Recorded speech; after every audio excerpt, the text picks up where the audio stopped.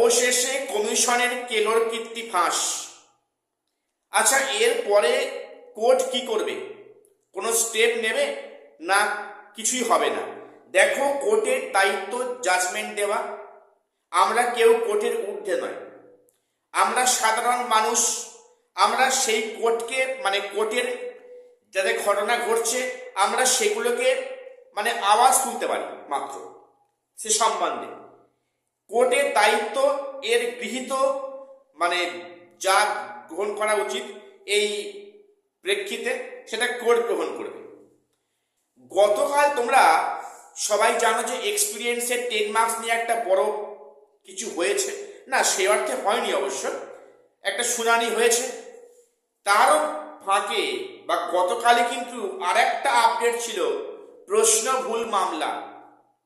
আজকে ভিডিওটা শেষ অবধি দেখো, তোমরা বুঝতে পারবে যে কমিশন কি কি না করতে পারে, যেটা আমাদের সবার কিন্তু নলেজের বাইরে। এরপরে সত্যি এগুলো আর নেওয়া সম্ভব হচ্ছে না, এগুলো টু মাচ মনে হচ্ছে। প্রত্যেকে চ্যানেলটা সাবস্ক্রাইব করে রাখো এরকম গুরুত্বপূর্ণ আপডেট পাওয়ার জন্য।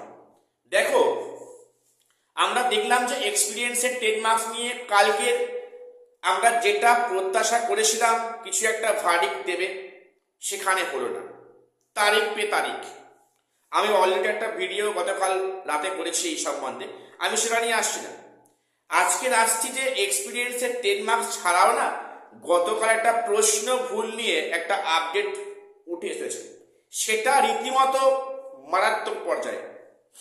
মারাত্মক পর্যায়ে বলতে দেখো, প্রশ্ন ভুল মামলা নিয়ে আমি অলরেডি ভিডিও করেছি গত সম্ভবত পরশুদিনকে, যে সেখানে অনেকের মামলা গ্র্যান্ড হয়েছে, অনেকের মামলা গ্র্যান্ড হয়নি। যাদের মামলা গ্র্যান্ড হয়েছে তারা যে অভিযোগটা করছে যে এক্সপার্ট কমিটি যে কমিশন বসিয়েছে, এটা কি আদৌ সত্যি কি বসিয়েছে নাকি এটা খাতা কলমে মাত্র? এক্সপার্ট কমিটি যদি সেখানে যদি প্রশ্নটাকে এক্সপ্লেন করতো এবং ক্যান্ডিডেটটা সেই কোশ্চেনের এগেনস্টে যে যে প্রুফ দিয়েছে সেটা কিন্তু জলের মতো পরিষ্কার যে এই প্রশ্নটার মার্কস পাওয়া উচিত, সেই মার্কস পেলে তারা কিন্তু কাট অফ ক্লিয়ার করবে। এখন এ নিয়ে যখন পিটিশনারদের আইনজীবী গতকাল পরিষ্কার ভাষায় বললেন, গতকাল তোমরা প্রত্যেকে একটু লাইভটা দেখে নিও, গতকাল পিটিশনের পক্ষে আইনজীবী একদম সুন্দর ব্যাখ্যা করেছে কিন্তু, এবং সেখানে রীতিমতো কমিশনের আইনজীবীর কোনো সাড়া পাওয়া যায়নি। তারা এই সমস্ত প্রশ্নের উত্তর কিভাবে দেবে? তো যাই হোক, সেখানে বিচারপতির সামনে বললেন যে যারা যারা প্রশ্ন ভুল মামলায় চ্যালেঞ্জ করেছিল সেখানে একাধিক অ্যাটলিস্ট 2খানা প্রুফ দেওয়া হয়েছে কমিশনের দেওয়ার তথ্য অনুসারে। সেই কপি কি আদৌ এক্সপার্ট কমিটি দেখেছে নাকি সেই এক্সপার্ট কমিটি তাদের মতো করে উত্তর করে দিয়ে গেছে?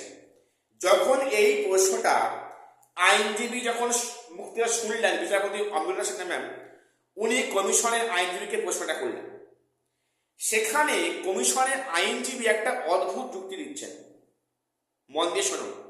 কমিশনের আইনজীবী বলছেন কি যে এটা এক্সপার্ট কমিটির কাজ, আমরা তো এক্সপার্ট কমিটি নয়, নিশ্চয়ই এক্সপার্ট কমিটি সেটা দেখেছে যে এই উত্তরটা এটা হবে, এই বক্তব্য। তখন বিচারপতি প্রশ্ন করেন যে যে সমস্ত কোশ্চেন যারা প্রশ্ন চ্যালেঞ্জ করেছিল তারা যে প্রুফগুলো দিয়েছিল সেই প্রুফ কি আদৌ দেখেছেন এক্সপার্ট কমিটি? তখনই কিন্তু হাওয়া খুশ। কমিশনের আইনজীবী বললেন যে মাই লর্ড, সব প্রুফ দেখানো হয়নি। কেন দেখানো হয়নি? না, সেখানে এতগুলো প্রুফ শো করাটা অসম্ভব। ভেবে দেখো, কমিশন কি বলছে যে এতগুলো প্রুফ এক্সপার্ট কমিটির কাছে শো করাটা অসম্ভব। কাজে এক্সপার্ট কমিটি এক্সপার্টের মতো কাজ করে বেরিয়ে গেছে। এইখানেই বড় প্রশ্ন চিহ্ন। যে আদৌ কি এক্সপার্ট কমিটি বসানো হয়েছিল নাকি এটা খাতা কলমে মাত্র। তাহলে এক্সপার্ট কমিটির কাছে প্রশ্নমূল মামলা যারা চ্যালেঞ্জ করেছে সেই রেফারেন্সগুলো কেন দেওয়া হলো না? তাদের বক্তব্য যে এত হিউজ ডকুমেন্টস কিভাবে জমা করবে। দেখো, কমিশন তো বলেছিল যে অ্যাটলিস্ট দুখানা ডকুমেন্টস বা প্রুফ এর এগেনস্টে এখানে সাবজেক্ট হিসাবে জমা করতে হবে, তার জন্য অর্থ পে করতে হবে, সেটাও করেছে ক্যান্ডিডেটরা।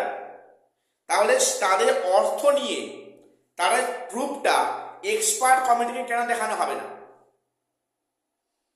এটা প্রশ্ন করতে যখন বিচারপতি ঘুরিয়ে প্রশ্ন করলেন, তখন কিন্তু কমিশনের আইনজীবী রীতিমতো উত্তর দেওয়ার অবস্থা উনি কিন্তু ছিলেন না। এখানেই কিন্তু বিচারপতি বুঝতে পেরেছেন যে এখানে কি ধরনের খেলা হচ্ছে, এখানে কি ধরনের খেলা হচ্ছে উনি পরিষ্কার বুঝতে পারলেন। জানি না এটা যদি বুঝতে পারেন বিচারপতি খুব ভালো হয় পরবর্তী ক্ষেত্রে। দেখো, সেখানে আমাদের কাছ থেকে অর্থ নিল, টাকা নিল, আমরা সেখানে রেফারেন্স দেয়া হয়েছে, সেই রেফারেন্স কেন এক্সপার্ট কমিটিকে দেখানো হবে না? তাহলে এই প্রশ্নভুল মামলা চ্যালেঞ্জ করে কি লাভটা হলো? শুধু কি টাকাটা নেওয়ার একটা ছলা করা ছিল এটা?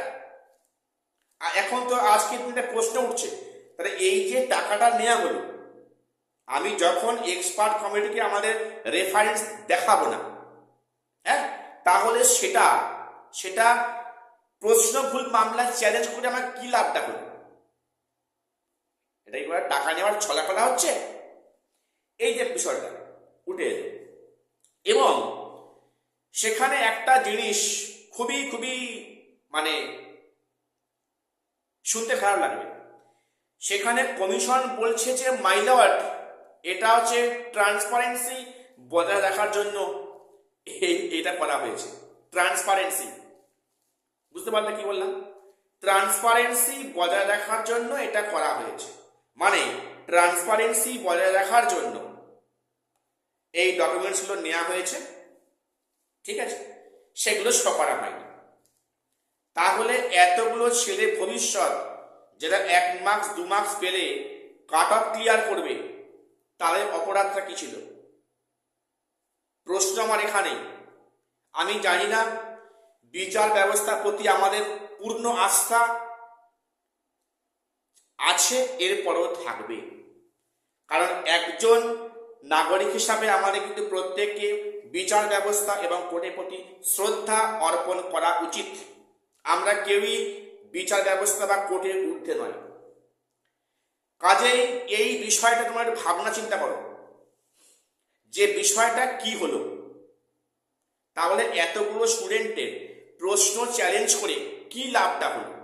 সেই যখন তারা প্রুফ কমিটি দেখলো না, তাহলে সেখানে অনলি ফর ট্রান্সপারেন্সির জন্য এটা নেওয়া হয়েছে, তাহলে স্টুডেন্টদের কি ফায়দা হলো? যাই হোক, প্রত্যেককে আমাকে কমেন্টস করো তোমাদের নিজস্ব মতামত, আর সবাই চ্যানেলটা সাবস্ক্রাইব করে দিও এমন গুরুত্বপূর্ণ আপডেট সবার আগে পাওয়ার জন্য। আর শেষ করছি, দেখা হচ্ছে পরে কোনো ভিডিওতে।